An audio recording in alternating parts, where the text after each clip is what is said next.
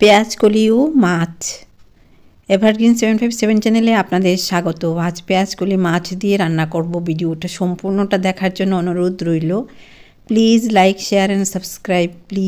Please এই vitamin রেসিপিটা আমি কীভাবে করেছি চলুন দেখি। এর জন্য পেঁয়াজ কলি এভাবে কেটে নিয়েছি, আলু এভাবে কেটে জলে রেখেছি, মটরশুঁটি ধুয়ে নিয়েছি, মাছগুলি ভালো করে আঁশ ফেলে ধুয়ে নিয়েছি। কড়াই গরম করছি, মাছ ভাজা হবে, তেলটা একটু দিতে হয় মাছ ভাজাতে। তেলটা মাখিয়ে নিচ্ছি কড়াইতে।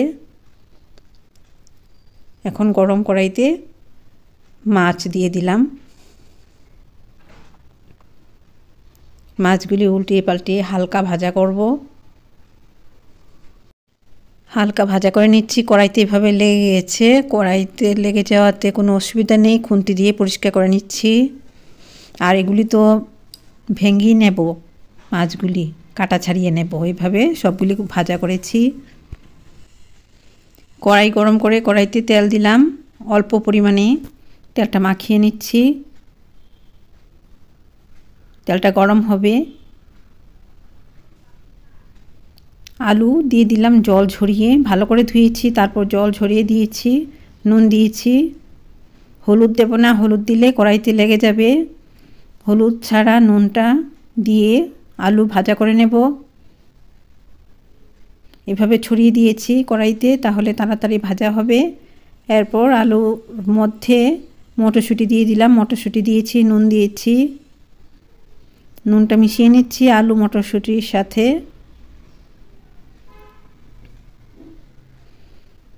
ঢাকনা ব্যবহার করতেই হবে।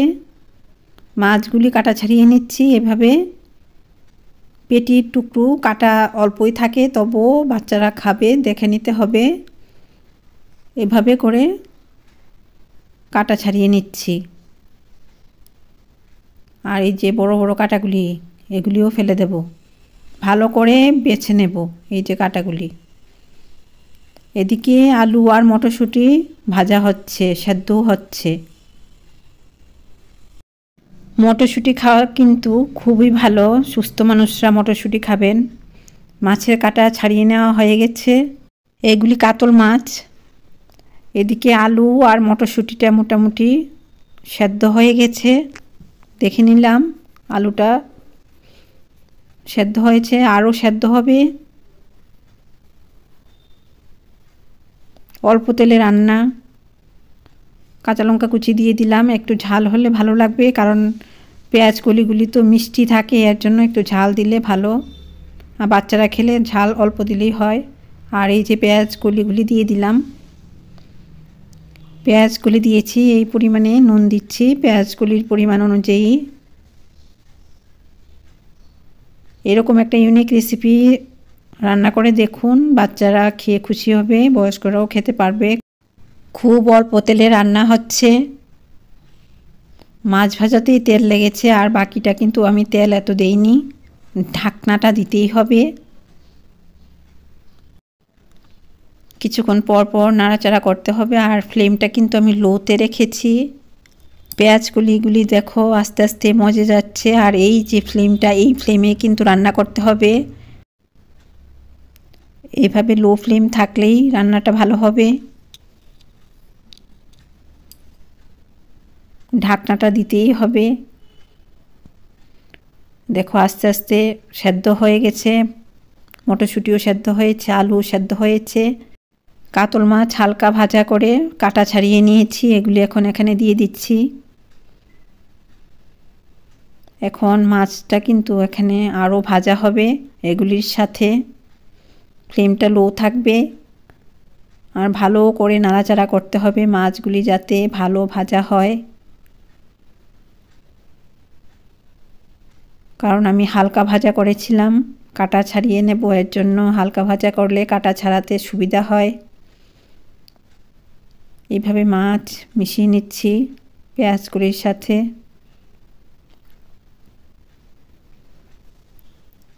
আরও একটু নুন দিতে হবে, কারণ মাছ ভাজাতে তো বেশি নুন দেওয়া হয়নি, এখন নুন দিয়েছি। হলুদ দেব না, হলুদ ছাড়াই রান্না হবে, তাহলে সবুজ রঙটা নষ্ট হবে না, আর মাছও দেখে বোঝা যাবে মাছ এগুলি। বাচ্চারা খেয়ে খুব খুশি হবে। এভাবে রান্না করে দিন বাচ্চাদেরকে। খুব সুন্দর একটা রেসিপি শেয়ার করলাম। এভারগ্রিন 757 চ্যানেল সাবস্ক্রাইব করুন, ভালো ভালো ভিডিও পাবেন। ভালো ভিডিও পেতে গেলে তো সাবস্ক্রাইব লাইক করা জরুরি। নতুন বন্ধুদের স্বাগত জানাই, সাবস্ক্রাইব করো, লাইক করো। খুব ভালো ভিটামিনযুক্ত একটা রেসিপি, শরীরের জন্য ভালো। পুরনো বন্ধুরা যারা দেখছো পাশে থেকো। ভাত দিয়ে বেশ ভালো লাগবে, রুটি পরোটা দিয়েও ভালো লাগবে। বাচ্চারা তো মাছ খেতে চায় না, কাটা বেছেও খেতে চায় না। আমি এভাবে কাটা ছাড়িয়ে নিয়ে একটা ইউনিক রেসিপি শেয়ার করলাম। বাচ্চারা খেয়ে খুব খুশি হবে, দেখেই বোঝা যাচ্ছে খুব ভালো হয়েছে। এভাবে তৈরি করে খাবে, এটা আমার ইচ্ছে। এই যে ফ্লেমটা এরকম, ফ্লেমটা মাস্ট লক্ষ্য রাখা।